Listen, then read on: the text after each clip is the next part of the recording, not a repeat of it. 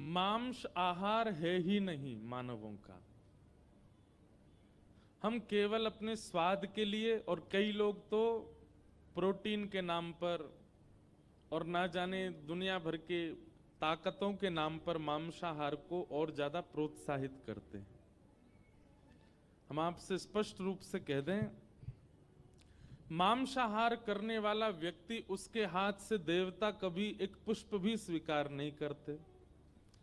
उसके द्वारा कभी, अगर वो ऐसा होता है ना कि और दिन खाते, मंगलवार को नहीं खाते, क्यों नहीं खाते? मंगलवार को हनुमान जी का वार है, हनुमान जी के लिए नहीं खाते।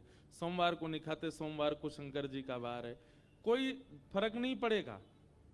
आप एक दिन भी मांस खाते हो तो आप साल भर के सोमवार मंगलवार पे हनुमान जी आपसे पीट करके ही बैठते होंगे। आपको ऐसा लगता होगा कि शायद उस दिन हनुमान जी यूं कहेंगे कि भाई कम से कम ये मंगलवार को तो नहीं खाता। नहीं भाई, पाप कर्म करने वाला व्यक्ति 365 दिन नहीं करता, 365 में से एक ही दिन करता, पर एक ही दिन का पाप उसके पूरे जीवन पर भारी पड़ता है। इसलिए देवता अगरबत्ती भी स्वीकार नहीं करेंगे, दिया भी स्वीकार नहीं करेंगे, पुष्प भी स्वीकार नहीं करेंगे मांसाहारी व्यक्ति का। और जो श्राद्ध पक्ष आता है, उन श्राद्ध पक्षों में हम अपने पितरों के निमित्त जो भी करते हैं, या फिर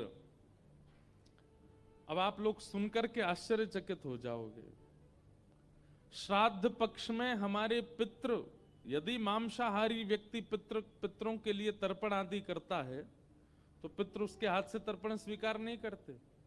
और तो और घर का यदि बड़ा बुजुर्ग चला जाए और उसका संस्कार करने वाला बालक यदि मांसाहारी है तो उस संस्कार से उस व्यक्ति को भी मुक्ति की प्राप्ति नहीं होगी, वो प्रेत योनि में ही भटकता रहेगा।